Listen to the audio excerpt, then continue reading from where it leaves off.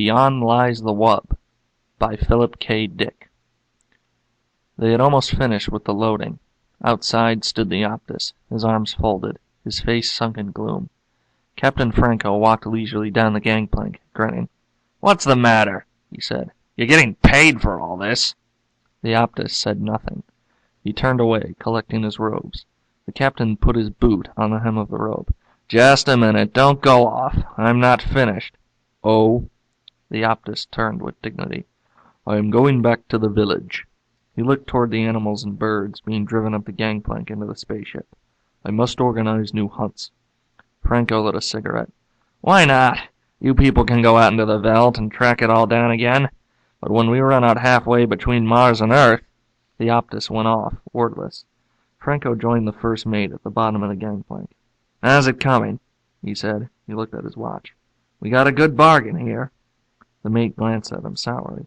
"How do you explain that?" "What's the matter with you? We need it more than they do." "I'll see you later, Captain."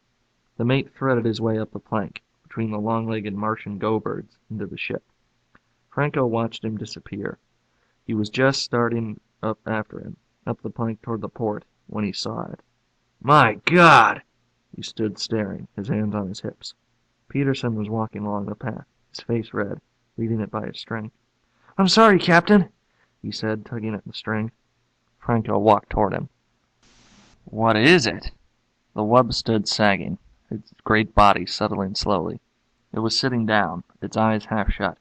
A few flies buzzed about its flank, and it switched its tail. It sat. There was silence. "It's a wub," Peterson said. "I got it from a native for 50 cents. He said it was a very unusual animal, very respected." "This?" Franco poked the great sloping side of the wub. "It's a pig! A huge, dirty pig!" "Yes, sir, it's a pig. The natives call it a wub." "A huge pig! Must weigh 400 pounds!"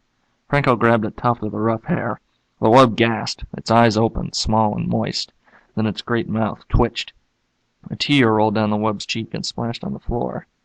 "Maybe it's good to eat," Peterson said nervously. "We'll soon find out," Franco said. The wub survived the takeoff, sound asleep in the hold of the ship. When they were out in space and everything was running smoothly, Captain Franco bade his men fetch the wub upstairs, so that he might perceive what manner of beast it was. The wub grunted and wheezed, squeezing up the passageway. "Come on," Jones grated, pulling at the rope. The wub twisted, rubbing its skin off on the smooth chrome walls. It burst into the anteroom, tumbling down in a heap. The men leaped up. "Good Lord," Fred said. "What is it?" "Peterson says it's a wub," Jones said. "It belongs to him." He kicked at the wub. The wub stood up unsteadily, panting. "What's the matter with it?" French came over. "Is it going to be sick?" They watched. The wub rolled its eyes mournfully. It glanced around at the men. "I think it's thirsty," Peterson said. He went to get some water. French shook his head. "No wonder we had so much trouble taking off. I had to reset all my ballast calculations." Peterson came back with the water. The wub began to lap gratefully, splashing the men. Captain Franco appeared at the door. "Let's have a look at it." He advanced, squinting critically. "You got this for 50 cents?" "Yes, sir," Peterson said. "It eats almost anything. I fed it on grain and it liked that. Then potatoes, and mash, and scraps from the table, and milk. It seems to enjoy eating. After it eats, it lies down and goes to sleep." "I see," Captain Franco said. "Now, as to its taste, that's the real question. I doubt if there's much point in fattening it up anymore. It seems fat enough to me already. Where's the cook? I want him here. I want to find out..." The wub stopped lapping and looked up at the captain. "Really, Captain," the wub said, "I suggest we talk of other matters." The room was silent. "What was that?" Franco said. "Just now." "The wub, sir," Peterson said. "It spoke." They all looked at the wub. "What did it say? What did it say?" "It suggested we talk about other things." Franco walked toward the wub. He went all around it, examining it from every side. Then he came back over and stood with the men. "I wonder if there's a native inside it," he said thoughtfully. "Maybe we should open it up and have a look." "Oh, goodness!" the wub cried. "Is that all you people can think of? Killing and cutting?" Franco clenched his fist. "Come out of there! Whoever you are, come out!" Nothing stirred. The men stood together, their faces blank, staring at the wub. The wub swished its tail. It belched suddenly. "I beg your pardon," the wub said. "I don't think there's anyone in there," Jones said in a low voice. They all looked at each other. The cook came in. "You wanted me, Captain?" he said. "What's this thing?" "This is a wub," Franco said. "It's to be eaten. We measure it and figure out—" "I think we should have a talk," the wub said. "I'd like to discuss this with you, Captain, if I might. I can see that you and I do not agree on some basic issues." The captain took a long time to answer. The wub waited good-naturedly, licking the water from its jowls. "Come into my office," the captain said at last. He turned and walked out of the room. The wub rose and padded after him. The men watched it go out. They heard it climbing the stairs. "I wonder what the outcome will be," the cook said. "Well, I'll be in the kitchen. Let me know as soon as you hear." "Sure," Jones said. "Sure." The wub eased itself down in the corner with a sigh. "You must forgive me," it said.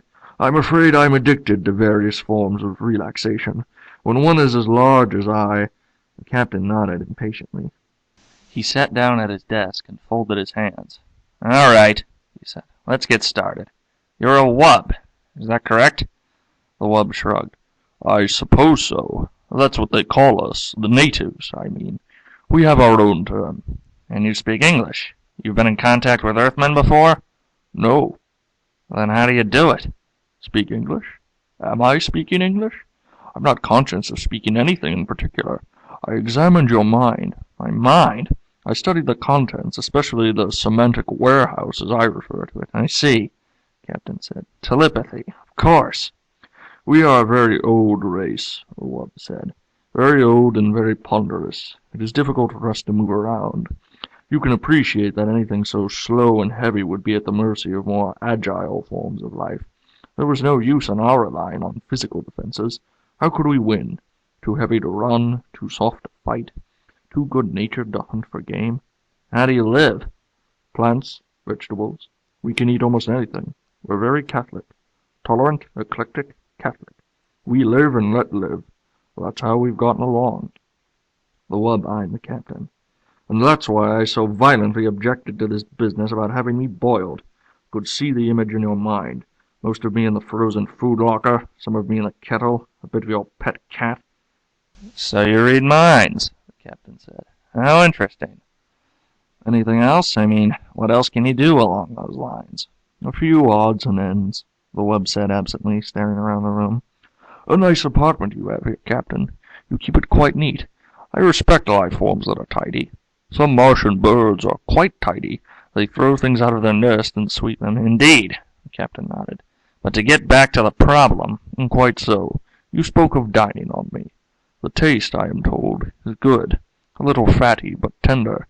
But how can any lasting contact be established between your people and mine if you resort to such barbaric attitudes? Eat me? Rather you should discuss questions with me. Philosophy, the arts—" The captain stood up. "Philosophy! It might interest you to know that we will be hard put to find something to eat for the next month. An unfortunate spoilage." "I know," the wub nodded. "But wouldn't it be more in accord with your principles of democracy if we all drew straws, or something along that line? After all, democracy is to protect the minority from just such infringements. Now, if each of us cast one vote—" The captain walked to the door. "Nuts to you," he said. He opened the door. He opened his mouth.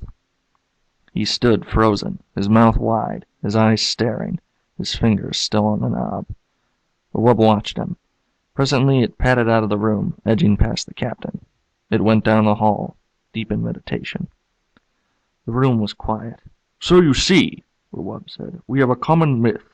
Your mind contains many familiar myth symbols. Ishtar, Odysseus."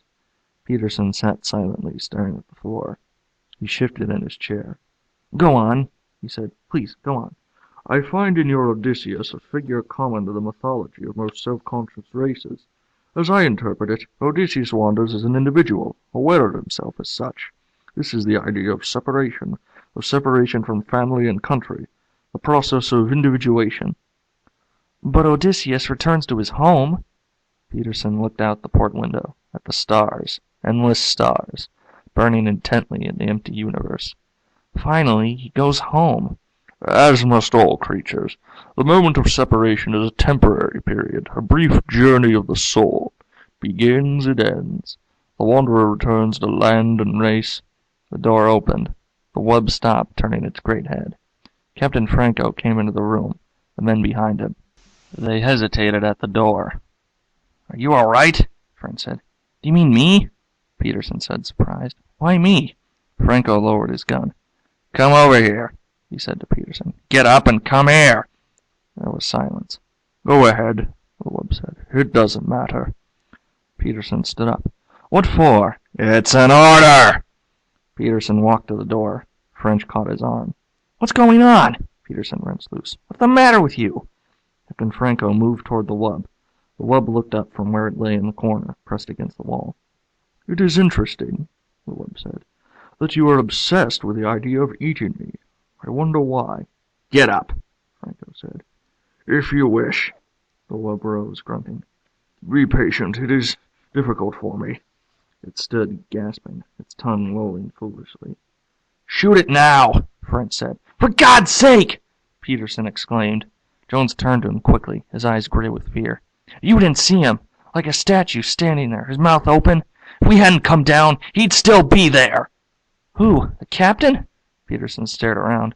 "But he's all right now." They looked at the wub standing in the middle of the room, its great chest rising and falling. "Come on," Franco said. "Out of the way." The men pulled aside toward the door. "You are quite afraid, aren't you?" the wub said. "Have I done anything to you? I am against the idea of hurting. All I have done is try to protect myself. Can you expect me to rush eagerly to my death? I am a sensible being like yourselves. I was curious to see your ship, learn about you. I suggested to the native." The gun jerked. "See?" Franco said. "I thought so." The wub settled down, panting. It put its paw out, pulling its tail around it. "It is very warm," the wub said. "I understand that we are close to the jets. Atomic power. You have done many wonderful things with it, technically. Apparently your scientific hierarchy is not equipped to solve moral, ethical—" Franco turned to the men, crowding behind him, wide-eyed, silent. "I'll do it. You can watch." French nodded. "Try to hit the brain. It's no good for eating. Don't hit the chest. If the rib cage shatters, we'll have to pick bones out." "Listen," Peterson said, licking his lips.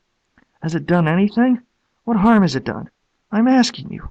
And anyhow, it's still mine. You have no right to shoot it. It doesn't belong to you." Franco raised his gun. "I'm going out," Jones said, his face white and sick. "I don't want to see it." "Me too," French said. The men straggled out, murmuring. Peterson lingered at the door. "Was talking to me about Miss," he said. "It wouldn't hurt anyone." He went outside. Franco walked toward the wub. The wub looked up slowly. It swallowed. "A very foolish thing," it said. "I am sorry that you want to do it. There was a parable that your Savior related." It stopped, staring at the gun. "Can you look me in the eye and do it?" the wub said. "Can you do that?"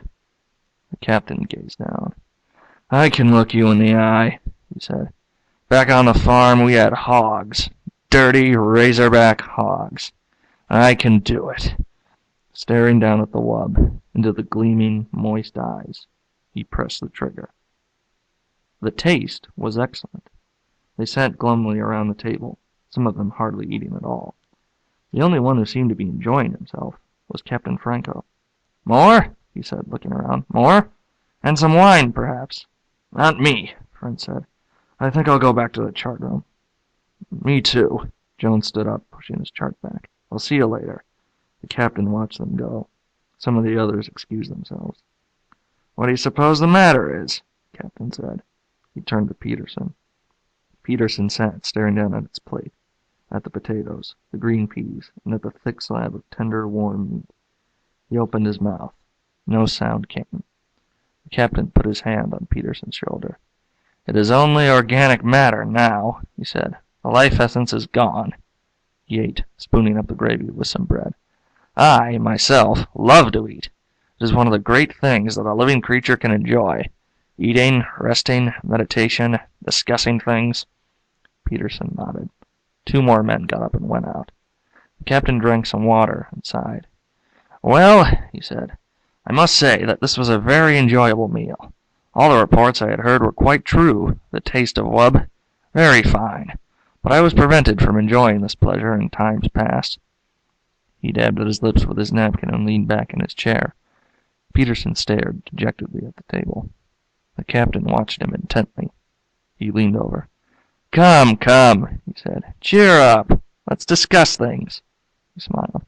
"As I was saying before I was interrupted, the role of Odysseus in the mess—" Peterson jerked up, staring. "To go on," the captain said, "Odysseus, as I understand him." End of Beyond Lies the Wub by Philip K. Dick. Recorded by Tom Hackett. djhackett.newgrounds.com